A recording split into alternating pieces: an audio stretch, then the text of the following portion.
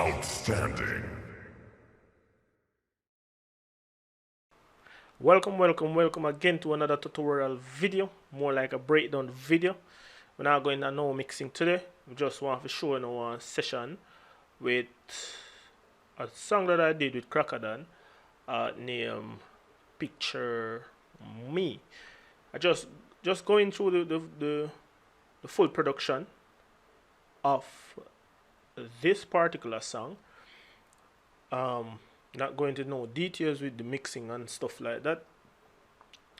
Just a mere video saying that whatever DAW you use or whatever DAW you're able to use, you can get superior work in it. It doesn't have to be that this DAW is better than that DAW. It's just how the work is done. Alright, for most people, I know that they build instrumental in other DAWs, and it is very complex in Pro Tools, but once you get a hang of the workflow, you will, everything will be alright. For this one, I did the full production in Pro Tools, including building the rhythm, mixing it, and basically build the rhythm, record the song, and mix it in it. But before really get into that, let me mute some of these buses. Normally would I use the VCA, but I know that Martin play for you until reach there. This one bus, keys bus, bass bus, percussion bus. So just I'll leave the drums. For this one, I just have a kick and a hi-hat for the drum pattern. See if we can zoom up here. So, and all of these are MIDI data as is. So we just all play a section of the drums.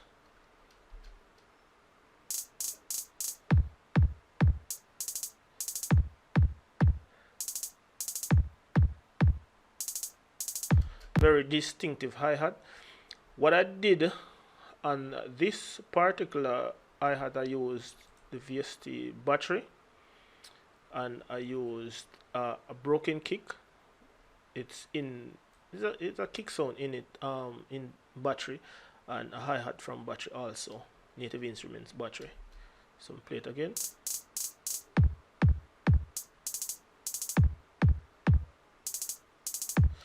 The clap is a percussion, so you not really hear it now. So as me mute and go along, you will see it. So see if we can pull up this. You see the hi-hat rolls. Let's zoom in it. Come on.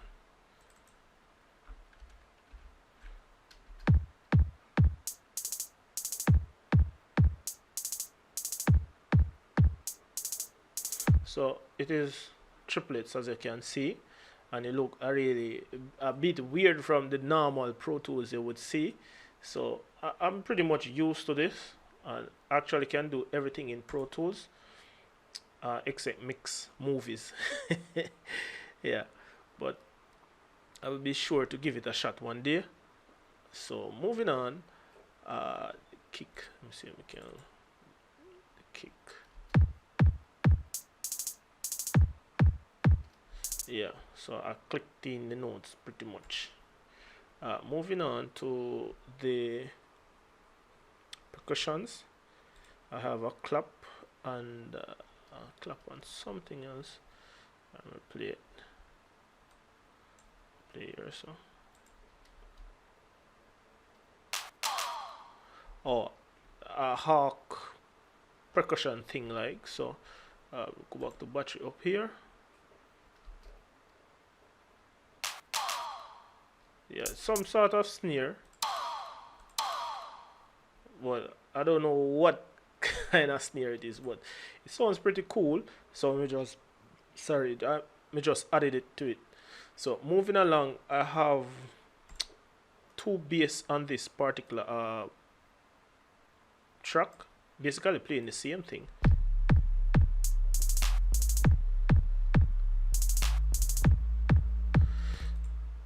going on in notes here.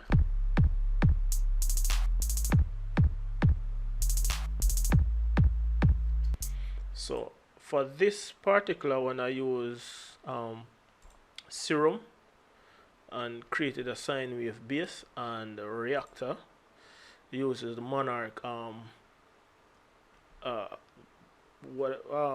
ensemble, the Monarch ensemble, and kind of adjust it a little bit from the deep sweep preset that is in it to get a really growly bass like. So the growly bass with the smooth bass, you know, I blend them together, and I have that sound. So unmute this, the keys, that is pretty much for the bass. So the first progression we really have here going on,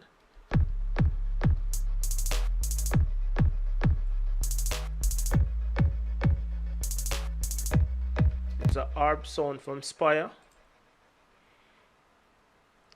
Basically it's a harp to me, but they label it as pluck, so I pretty much use it as is.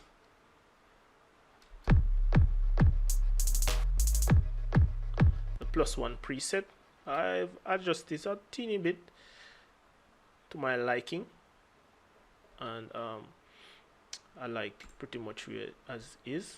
So as you can see, the chord progression.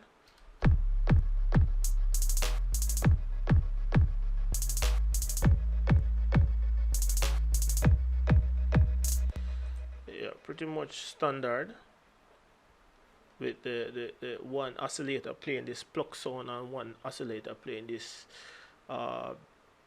fuzzy arpeggiated sound. So the next sound on this list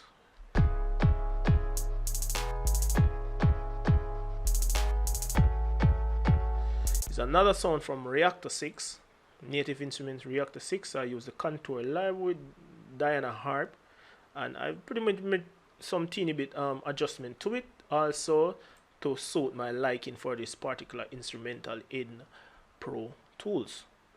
So moving on, I had to render this audio from Expand. For some reason, sometimes when we load up the session, some weird thing is going on with the session, so I had to render it to audio, but I keep the MIDI data as is still. So this is pretty much the chord progression that I have. I'll just play along with the audio file.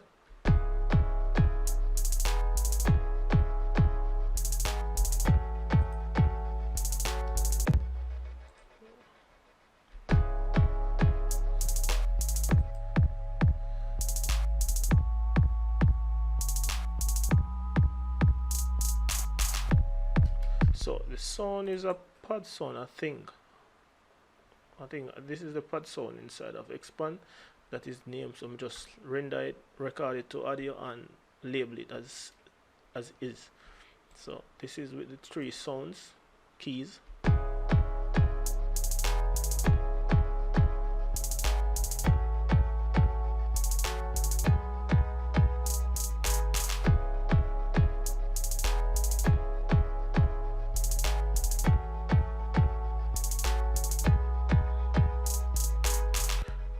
Pretty much standard. The next one, I have some synth going on here. The first one is from the DX7V from Arturia. Little melody going on. This is huge. Resize window to about 60%. Yeah, very look good. So I use the Rising Sun preset and adjust it to my liking. And this is what it really sounds like. Let me mute the other one.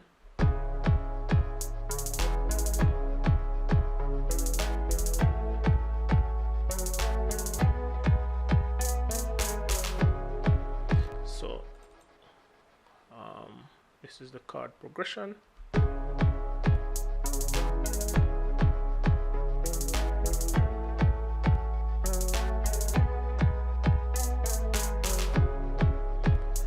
Yeah, pretty much simple, but by adding simple things it becomes complex. And used another one from, is it this? ringtone preset from Material also. Resize the library to about 60%. Added it to it.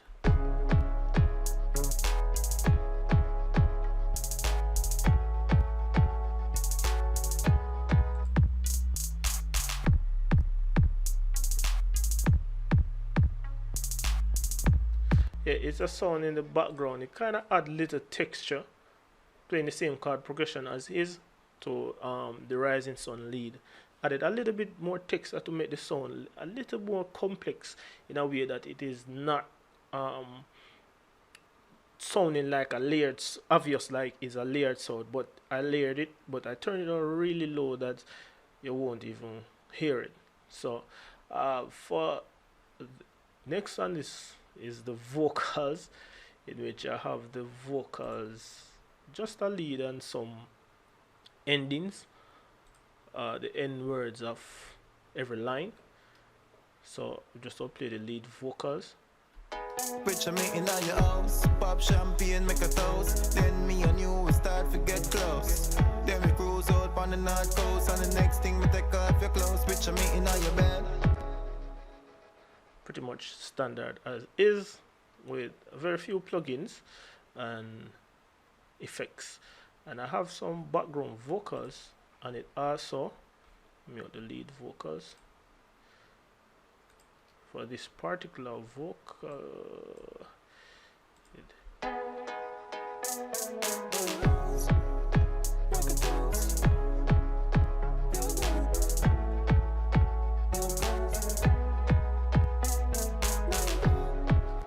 yeah, so I pretty much have them centered. I didn't pan them left or right, in which I could, but I didn't, for just personal reasons. Yeah, normally say if you wanted, why are you pan this here and pan it there? But I was feeling it more like layered, centered, so I didn't do any panning to these particular vocals. So playing it with the lead vocals, it have a very distinctive sound. Picture me in your house, pop champagne, make a toast. Then me and you will start to get close. So they are background vocals, yes, but I really turn it up under the lead vocals, and pretty much down here automate the effects to add more texture to the vocals, meaning that I don't really want to have it flatlined out throughout the song. So sometimes some part of the song get really dry, so me have to push more reverb or push more delay on it and push a little bit more other things on it sometime. You know, so I always have a tendency to automate my reverb. There's a lot of people who don't automate their reverb because they say it takes too time. But being a mixing engineer, you have to be patient with your mixing production, in which you still have to be efficient. You see, so being patient and efficient, you know, you have to really find balance between those and take the time out to really do your automations on your instrument tracks and also on your vocals on the instrumental track if it needs be. But I think I did some sort of panning somewhere up here. I can't really remember if I this session. No, I don't think I this session. It's more that I just see it on one track underneath it. Anyways, pretty much do automation, and what I have here is the fading of the instrumental. So how you can really do and mark it. Yeah, so in order to get that mark from the point you really want to mark it to the first part, quickly I just click where you want it, press and hold shift, and then you press enter, and then it marks everything from the beginning to where you set the marker. So that's pretty much it for the breakdown of this instrumental. As we say, you know, getting a mixing with it, but me just show you say you can build instrumental in Pro Tools also, like me. Not all my instrumentals are built in Pro Tools, but I have my time when I build it. But since of late I haven't been doing it because my keyboard has been giving me some issues. Until we get it fixed, I won't be building any instrumental for the next few weeks in Pro Tools. So hopefully this gives you some insight on how you really can go about building instrumental inside of Pro Tools, and hope it help you to ease your mind. Say you can't do nothing but record in Pro Tools. Yes, you can do a lot of things in Pro Tools, and not saying it, encouraging you to switch doors and say, alright, cool, I'm going to build all my instrumental in Pro Tools. So it's just wherever you feel it feels best. And for this particular instrumental, it so happened to build in it, and it just sound way much different from what I normally use and build my instrumental in. So until next time, it's about El Dorado, showing in a production breakdown and a song, a rhythm name, Picture You, with Skylar Cairo on it, and Cracka, in which this is the Cracka session. So until next time, again, it's about El Dorado. Peace out.